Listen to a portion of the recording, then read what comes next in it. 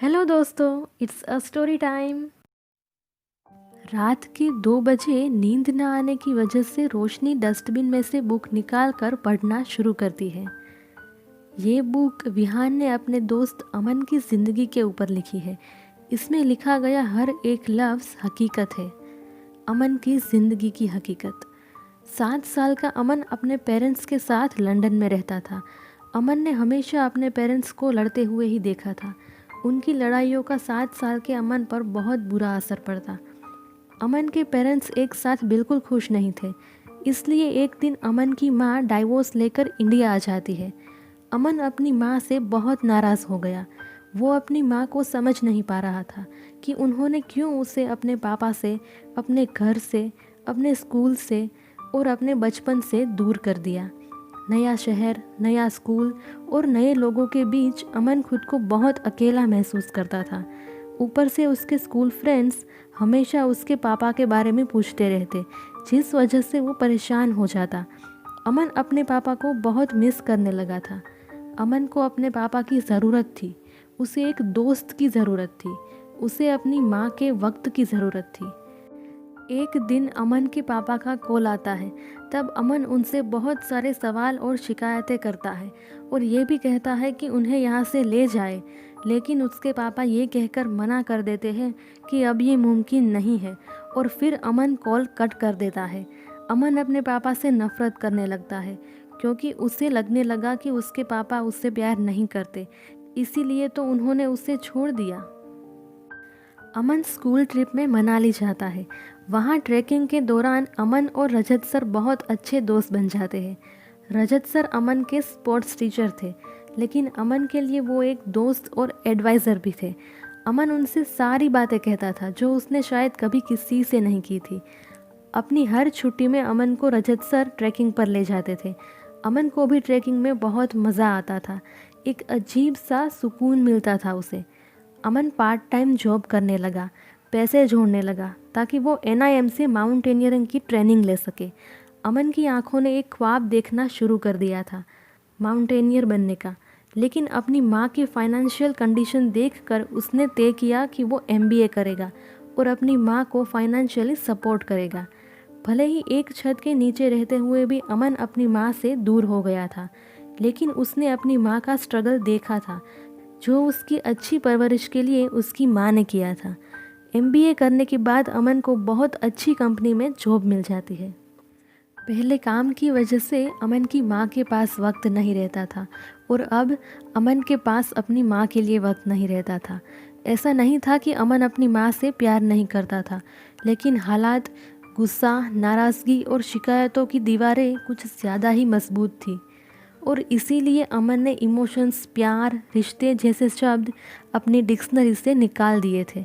अमन अपनी बदतमीज़ी और किसी की बात ना सुनने वाले रवैये की वजह से अपने ऑफिस में ज़्यादातर किसी को पसंद नहीं था, लेकिन अमन को किसी चीज़ की परवाह नहीं थी। अमन अपनी ज़िंदगी में अपने सपनों को बहुत पीछे छोड़कर आगे बढ़ चुका था, लेकिन खुली आंखों के वो सपने आज भी उसे सोने नहीं देते थे। एक दिन अमन काम की वजह से रात को घर देर से आता है। उसने दरवाज़ा खोलते ही देखा कि उसकी माँ ज़मीन पर बेहोश पड़ी है। अमन तुरंत माँ को हॉस्पिटल ले गया। डॉक्टर्स कहते हैं कि उन्हें दिल का दौरा पड़ा है। अमन बहुत ज़्यादा डर गया था, लेकिन रजत सर ने अमन को टूटने नहीं दिया। अमन की माँ को डिस्चार्ज कर दिया गया था। अमन ने ऑफिस से थोड़े दिनों की छुट्टी कर ली ताकि वो अपनी माँ का ख्याल रख सके। इन कुछ दिनों में अमन ने अपनी माँ के बारे में बहुत कुछ जाना, जो उसे साथ रहने के बावजूद पता ही नहीं था। रात को खाना खाने के बाद अमन सोने चला गया क्योंकि उसकी छुट्टी खत्म हो चुकी थी और कल सुबह उसे ऑफिस जाना था। रात को करीब 1 बजे अमन की माँ उसके कमरे में आती है। वो अमन के सिर पर हाथ फेरते हुए कहती है कि आई लव यू बेटा, और फिर कुछ देर बाद वो चली जाती है। तब असल में अमन जाग रहा था।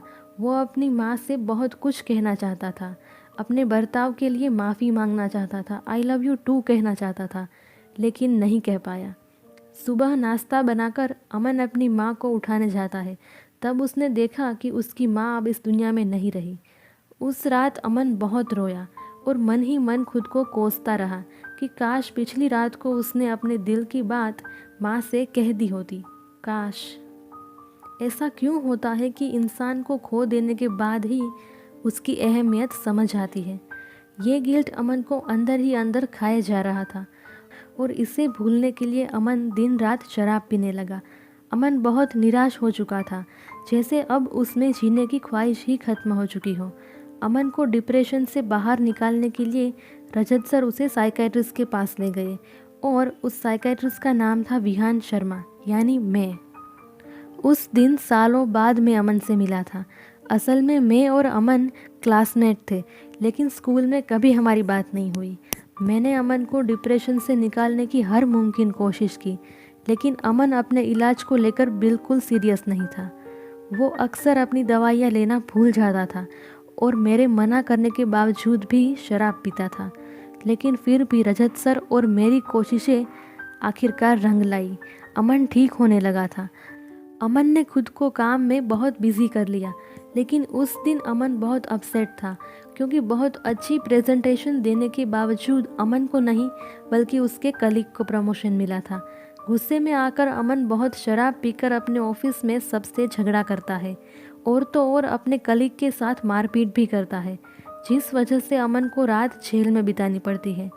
रजत सर नेपाल गए हुए थे क्लाइंबिंग के लिए, जिस वजह से मदद के लिए अमन ने मुझे कॉल किया, लेकिन फ़ोन साइलेंट होने की वजह से मुझे पता ही नहीं चला। सुबह अमन को वार्निंग देकर छोड़ दिया गया, लेकिन जेल से निकलते ही अमन शराब की बोतल खरीद कर पीने लगता है।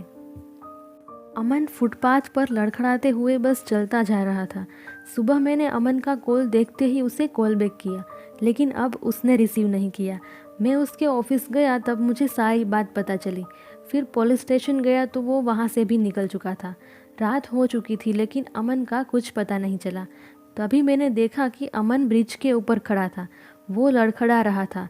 मैंने गाड़ी रोकी और दौड़ते हुए उसके पास गया, लेकिन तब तक वो पानी में कूद चुका था।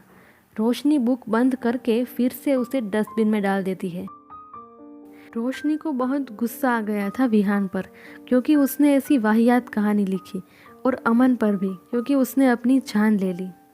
नेक्स्ट एपिसोड के साथ मैं बहुत जल्द आपसे मिलूँगी, लेकिन तब तक के लिए आप प्लीज़ कमेंट, लाइक, शेयर और सब्सक्राइब कर दीजिएगा। Thanks for watching.